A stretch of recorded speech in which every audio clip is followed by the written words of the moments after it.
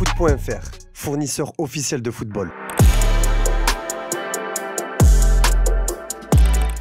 Salut tout le monde et bienvenue dans ce JT Foot Mercato. On va démarrer avec l'actu du moment, c'est l'équipe de France et notamment l'absence de Kylian Mbappé. Dayot Upamecano était présent en conférence de presse et évidemment il a été interrogé sur ce nouveau rassemblement sans le capitaine des Bleus. Il ne faut pas oublier ce qu'il a fait pour l'équipe de France. On manque un peu de reconnaissance envers lui, j'espère le revoir très vite. Il ne faut pas oublier que c'est notre capitaine, c'est un super joueur, un ami et je sais de quoi il est capable. J'espère qu'il va reprendre le brassard quand il reviendra, a déclaré le défenseur central du Bayern Munich. Avec l'absence de Mbappé, c'est N'Golo Kanté qui devrait porter le brassard des Bleus jeudi contre Israël. Juste après sa sortie sur Mbappé, Dayot Upamecano est revenu sur un sujet important qui avait d'ailleurs été lancé par Rodri, une éventuelle grève pour se plaindre du nombre de matchs toujours en hausse. Pourquoi pas aller jusqu'à la grève? J'avais dit la dernière fois qu'il y avait beaucoup trop de matchs, c'est un sujet dont on doit parler entre nous, pour moi il y a trop de matchs et j'espère qu'ils vont le comprendre un jour, a déclaré le défenseur central de l'équipe de France en conférence de presse ce mardi.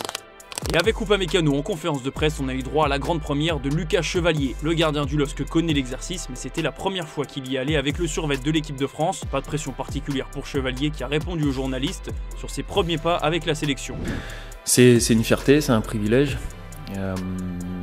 Conscience de quand on monte les marches, quand on rentre dans le château, il y a quelque chose de différent. On passe un nouveau cap, on est dans un nouveau monde. Avec des coéquipiers autour de soi qui sont prestigieux, avec des carrières incroyables.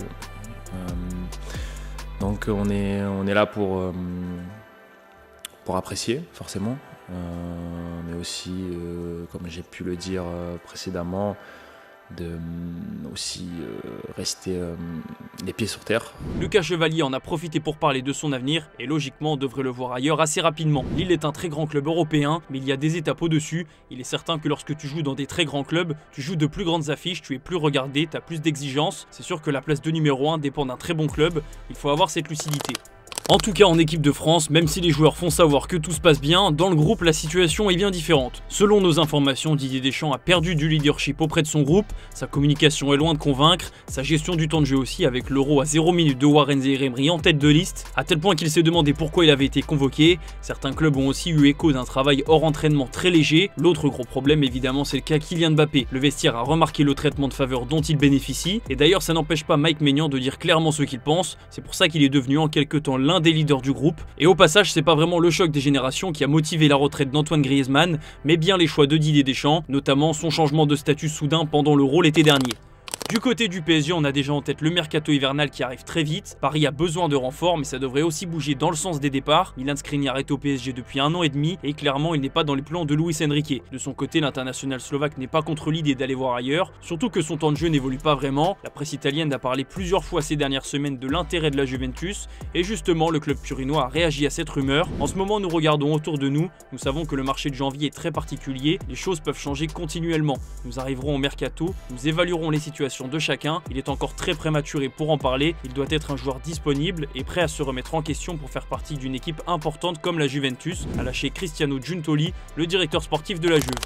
On reste en Ligue 1, il y a un club qui traverse une période très compliquée, c'est le Stade Rennais, 13e du classement. Julien Stéphan vient d'être remplacé par Jorge Sampaoli, l'ancien entraîneur de l'OM. L'objectif des Bretons est clair, c'est d'inverser la tendance. Rennes reste sur 2 défaites humiliantes contre Toulouse et Auxerre. La mission est corsée pour Sampaoli, mais l'Argentin n'a pas peur du défi, comme il l'a expliqué en conférence de presse. J'ai accepté parce que le Stade Rennais est un grand club. Il s'agit de développer un projet constructif dans un pays que je connais et que j'aime. C'est un projet qui m'a plu. Je suis bien au contraire parfaitement enthousiaste. C'est un beau défi à relever. Nous avons analysé l'équipe, regardé plusieurs matchs, nous pensons avoir une certaine connaissance de l'équipe, on va avoir le temps de développer mon idée du football.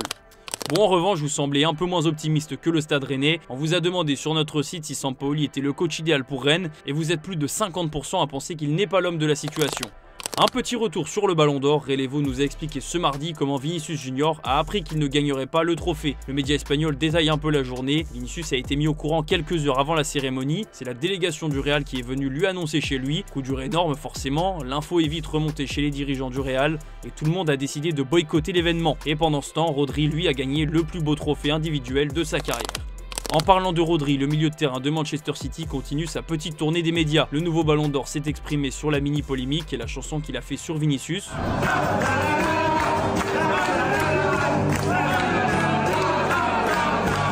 La Cadena Cope lui a posé la question et la réponse de Rodri est claire, il n'y a aucun manque de respect envers qui que ce soit, c'est juste une autre histoire de rivalité, j'ai un énorme respect pour Vinicius, pour le Real Madrid, pour tous les joueurs qui ont eu la chance de gagner le Ballon d'Or.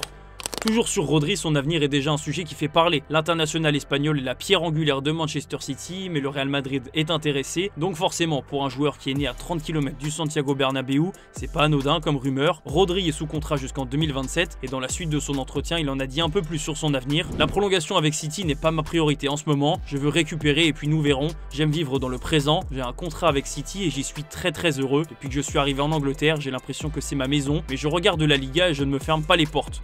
Affaire à suivre. En tout cas, à Manchester City, l'absence de Rodri se fait clairement ressentir. Depuis la blessure de l'Espagnol, les résultats sont beaucoup plus compliqués. D'ailleurs, les Sky Blues viennent d'enchaîner 4 défaites de suite, une première depuis 2006. Le Manchester Evening News a fait le point sur la situation de Manchester City, et c'est pas le calme absolu dans le vestiaire. Le média anglais explique que la cascade de blessures a forcément tendu la situation. Il y a aussi l'exigence de Pep Guardiola au quotidien qui crée des tensions. Que ce soit avec Kyle Walker ou Bernardo Silva, Guardiola s'est pris le bec avec des cadres. La trêve tombe à pic pour trouver des solutions, surtout qu'après cette petite pause internationale, City va affronter Tottenham et Liverpool en première ligue. Direction l'Espagne où le Barça ne compte pas se reposer sur ses lauriers. Le début de saison du club catalan est excellent, mais Hansi Flick ne veut pas s'arrêter là. Robert Lewandowski a 36 ans et même s'il est encore incroyable cette saison, le Barça doit préparer sa succession. Logiquement, Erling Haaland est dans les petits papiers, Victor Gyökeres aussi, mais il y a un autre nom qui vient d'être révélé par Sport, c'est Omar Marmouche. L'attaquant de Francfort fait un début de saison énorme, il a déjà marqué 11 buts en championnat et il reste sur 3 coups francs en 3 matchs, un record qui appartenait à un certain Léo Messi. Bref, l'international égyptien est sur un nuage. L'avantage pour Barcelone, c'est qu'il pourrait partir pour seulement 50 millions d'euros. Reste à savoir qui sera intéressé hormis le Barça, parce que vu les performances de Marmouche, le prix pourrait vite grimper. En Allemagne d'ailleurs, ça pourrait rapidement bouger au Bayern Munich. Le leader de la Bundesliga a changé beaucoup de choses l'été dernier et l'effectif devrait encore bouger. D'après les informations de Sky Allemagne, le Bayern aurait déjà prévu le départ d'Eric Dyer. L'international anglais n'est plus dans les plans de Vincent Kompany, surtout que son successeur a déjà été ciblé, c'est Jonathan Tah. Le défenseur de Leverkusen est aussi suivi par le Real Madrid. Bref, le Bayern Munich a un plan, maintenant il n'y a plus qu'à l'appliquer. Du côté des officiels du jour, l'OL a annoncé 3 gros changements dans son organigramme. Mathieu Louis-Jean vient d'être nommé directeur technique, Jean Sudre lui passe directeur de l'administration sportive, et enfin Daniel Congré, l'ancien défenseur de Montpellier qui intègre l'OL en tant que coordinateur sportif. John Textor s'est exprimé dans le communiqué du club lyonnais. Je suis extrêmement heureux de voir le projet Eagle Football continuer de prendre forme à l'Olympique lyonnais. Cette nouvelle organisation sportive va nous permettre de regarder l'avenir avec exigence et détermination, en nous appuyant sur l'expertise de Mathieu et de Mickaël, assisté par le renfort de Daniel côté terrain et Jean sur tous les aspects administratifs et juridiques. Ensemble, ils auront à cœur de ramener l'OL parmi les plus grands d'Europe. Autre info toute fraîche, Wissam Ben Yedder a été reconnu coupable des faits qui lui sont reprochés, à savoir agression sexuelle en état d'ivresse. Il vient d'être condamné à 2 ans de prison avec sursis, une obligation de soins et d'indemnisation de la victime fixée à 6 500 €, une amende de 5 000 € et enfin une suspension de son permis de conduire pour une durée de 6 mois. A noter que Ben Yedder doit également être jugé fin décembre pour violence psychologique contre son épouse, dans le cadre d'une procédure de divorce engagée depuis mai 2023. Enfin, on va terminer ce JT avec l'image du jour. Période de trêve internationale, donc Antoine Griezmann qui vient tout juste de raccrocher avec l'équipe de France passe du temps avec sa famille. Bon, pour autant, Grisou ne lâche pas le ballon de ses pieds et il en profite même pour initier sa fille. Je vous laisse sur ces images, merci d'avoir suivi ce JT et je vous dis à demain pour la revue de presse.